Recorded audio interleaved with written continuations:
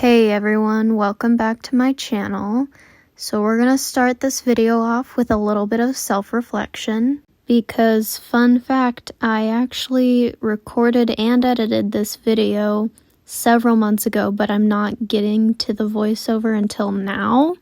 And I think I've learned that is not the best strategy, so glad I'm learning it now instead of further in the future, but it's good to know for future reference that I should probably voice over videos relatively soon after I'm done editing them because I genuinely don't remember drawing any of this at all. Which means this will be a very improvised voiceover. So right now I'm drawing what looks like a cyclops. And because I looked back in my notebook earlier, I know it's going to be some kind of alien thing. And as far as creativity goes for making a new alien species, I guess it's okay. I mean, I think I did an okay job with it. It's not awful. I don't hate it or anything, but I definitely think I can improve on it. So hopefully in the future I can readdress this drawing and try and recreate it with a new art style, maybe with new ideas.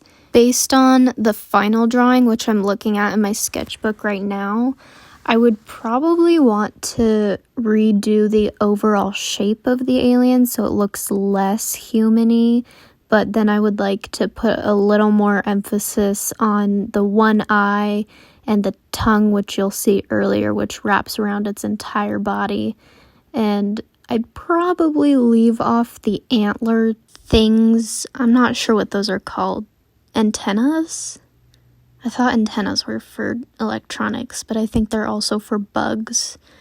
Yeah, I'm pretty sure they're called antennas, not antlers, but I would definitely leave those off, or at the very least change them from antennas to maybe some kind of cool ear that's spiky, maybe like a fish ear. Not fish ear as in like fishes have ears, but you know how sometimes creatures will have things that look like fish fins on their side of their head, which is their ears. I'd probably change it to something like that, although I might just omit them altogether. But yeah, there's the tongue now, and I would definitely change it so it doesn't look so stringy and weird, but I think the overall concept is something I can definitely work with in the future. Now this next drawing, the concept and how I executed, I actually really like how I did it, and I definitely think I would want to play with the concept more in the future, possibly even make it into a sticker, and it's just a cat in a UFO. And I thought that was a concept that represented me pretty well, so if I could make stickers out of it or more content with it, I think that would be really cool. This third drawing that I'm doing, I'm going to be honest with you, even looking at the final, I have no idea what it was supposed to be, but it's just some random blob that has ectoplasm texture, I think. I don't know if ectoplasm is the right word, but that's what I'm thinking of right now while looking at it. And on the other page, I wrote UFO, which I thought was funny when I first wrote it, but now I'm looking back and it's kind of cringy. I'm gonna be honest. I thought that was kind of cringy now. Maybe it'll be not cringy when I post it. I'm not gonna hold my breath on that though. And right next to the UFO is just some purple drips, probably ectoplasm again or something along the lines, or maybe just some goo, like radioactive alien goo or something like that. But on the bottom of the page, I am so glad I drew these. I think they turned out so well. They are these two little alien things, and I definitely think the more cutesy, fluffy kind of, I don't know what the right word is, but ditzy, is that the right word? Kind of empty-headed aliens, I guess you could say. Not the stereotypical weird, here to take over the planet, super smart, advanced technology aliens, like the one that's on the next page over. Like the purple one was more based off of, we're here to abduct people and experiment on you, and take over Earth and destroy the human race, blah, blah, blah, stuff like that. And these ones on this side, which I'll draw another one next to this green one, they were more like the fluffy, cute kind of, we are just here to eat food, have fun, be squishy and cute, and not at all what you expect when aliens invade the planet. We're just here to have fun and socialize, I guess. That was a really drawn out and confusing explanation. Hopefully I got the point across, but I don't know. I think my art style, while I'm still developing it, is leaning a little more towards the cuter kind of, not chibi, but simplistic cartoon, cutesy, fluffy, bubbly, happy, pastel kind of stuff. Although I would like to make some more serious, not serious because that implies that cutesy art isn't serious, but I do think it's a legitimate and serious art style. But I would like to have maybe two art styles, if that makes sense. Like one is a semi-realism, kind of more advanced, I guess you could say, more developed in the like realistic. It has proportionate body parts. It looks how I want it to look. It's not, made up kind of creatures and things. And then have a second art style, which is more cutesy, more versatile. I can just draw it whenever, super simple, super quick, and it's easy to put in places. Something like that, if that makes sense.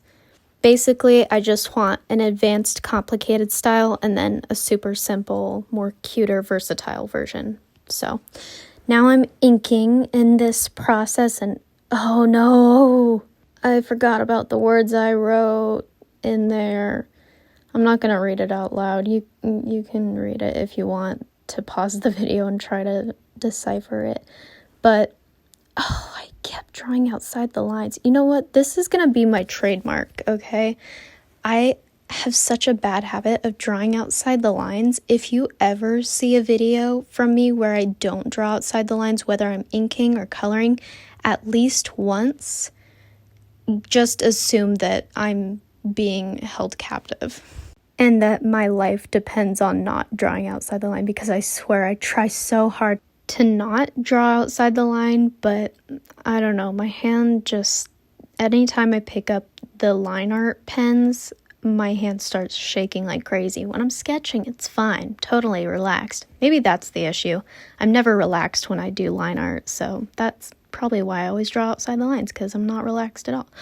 Oh, that's right. I couldn't see the process when I was drawing in the sketch with my pencil because it doesn't show up as well, but I also drew a little stereotypical alien extraterrestrial head thing, and Pluto is a planet in that little empty space that was on the right page. And you know what? I think it really ties it all together. I think that was a nice little touch I added in there. Plus, Pluto definitely is a planet. NASA can fight me on this. For real, I don't know about any of you, but I will actually pick a fight with NASA over this whole declassification of Pluto's planetary status thing. No joke. I'm still not over that. The fact that they thought that was even okay, no, not good in my books. Pluto's a planet. You can fight me on it.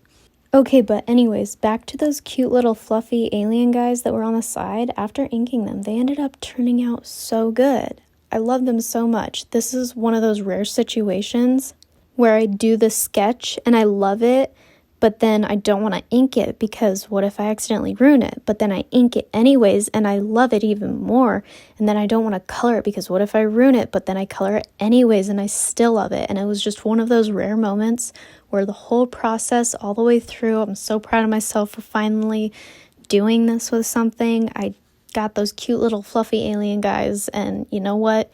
Even if the rest of the the rest of the spread didn't turn out well, which I do like some of the other elements of the spread. There are some parts that I don't love, but for the most part, I think it's an overall aesthetically pleasing spread, but even if it wasn't, I wouldn't care because those little alien guys that are on the right page, chef's kiss. I did such a good job with them. Hopefully that doesn't come off as too braggy and arrogant and self-centered, or not self-centered, but, self-absorbed. I hope that's not the impression I'm giving off, but in an effort to combat that, let's go back to explaining what I'm doing in the drawing. So now I'm just going through with color, and I wanted the tongue to be blue, but I accidentally picked up red by mistake. That was a very redundant sentence. I accidentally picked up red by mistake, yeah. I picked it up by mistake, started drawing on the tip, that's why the tip is a different color, but the rest of it is blue. Luckily I caught on really quickly, was able to fix that mistake super early, that's always good. And then I wanted the body to be purple, and that's pretty much the explanation for that. I don't know what more I can say. I didn't really spend too much time on this alien on the left side. Oh, I'm finally using the chisel tip. That's good. Good for her. Good for past me. But, the alien, I don't know. Hopefully I can do something with it in the future, make it better, make it something I'm actually proud of. But for now, I think it's good for where I was when I drew this, which again was several months ago. And now I'm just going back and doing a second layer to make it less streaky. And I don't really know what else to say about this alien. So I guess it's a good thing we're moving on and going up to the cat in a spaceship. I really just like cats. I think they're great. I love drawing them. I love petting them. I really want a cat. I want to get a cat so bad. I'm probably going to get one soon. Actually, not soon as in within the next few weeks or months soon, but definitely soon, like within this year. Fingers crossed. Oh my god, did I just jinx it? Hold on. Knock on wood. Okay, I really want a cat. I saw a cat today when I was in the Wendy's driveway because I was going to get some french fries after I got home from work. And the guy in the truck in front of me had a kitten, and it was so cute. It was, I think, yellow and brown and white, multicolored cat. I don't know what breed it was, but it was so small and so cute, and I wanted to pet it, and I tried to take a picture of it, but my phone was just super blurry, so I couldn't get a good picture. Oh, that's such a weird sentence. I don't like how that feels in my mouth.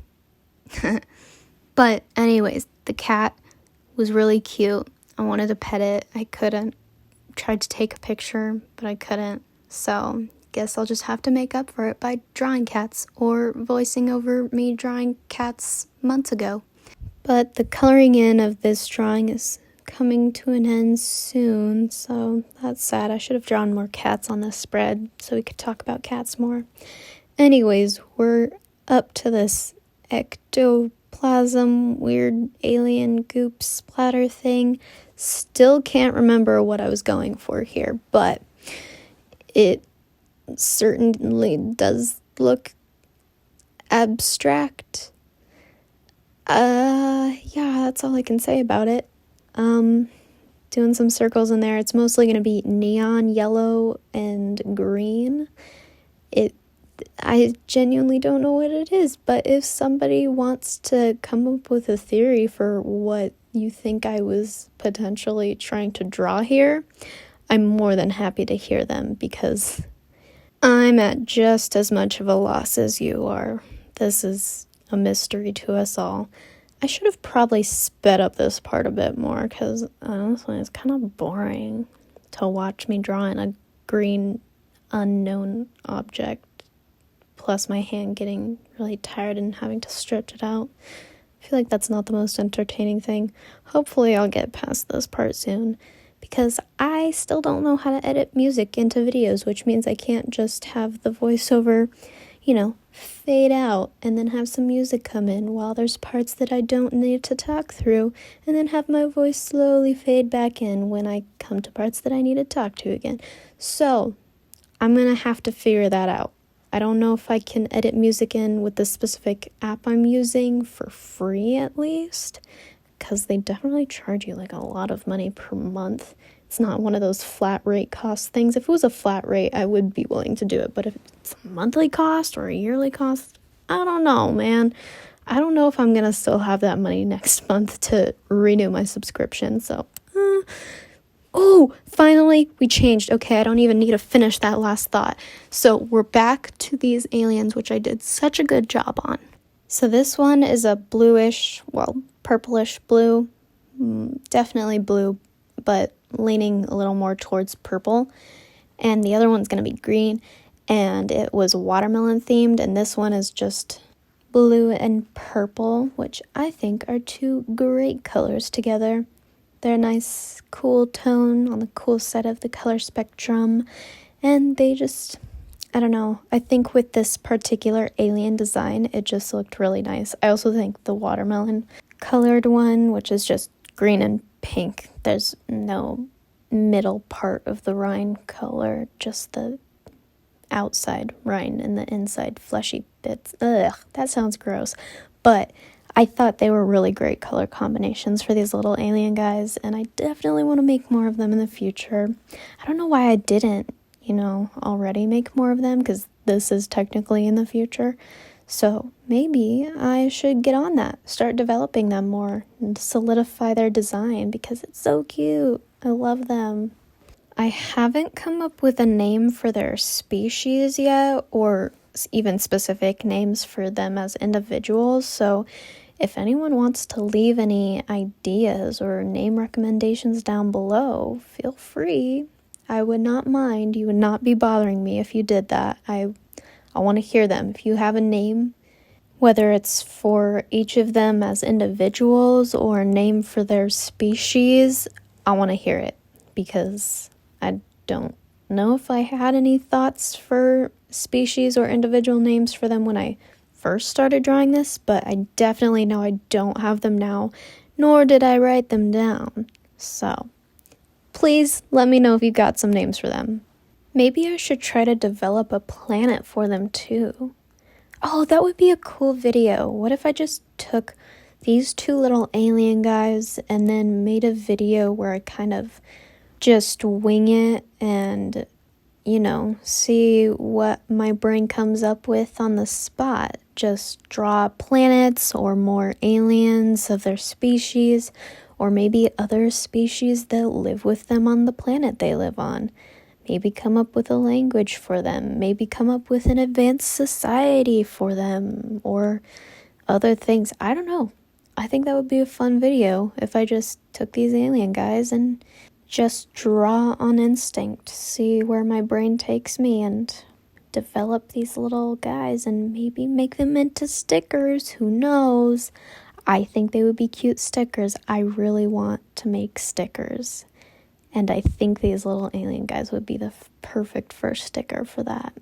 Also, I really hope my voice is staying fairly even in volume and tone throughout this. I know I have a bad habit of not editing the audio too well, but I think I'm getting better. I've went back and listened to a few of my older videos, and I think I'm doing better. So hopefully let me know if the audio is kind of weird and glitchy, or if the volume is inconsistent, so I can be more aware of that and keep an eye on that for future reference.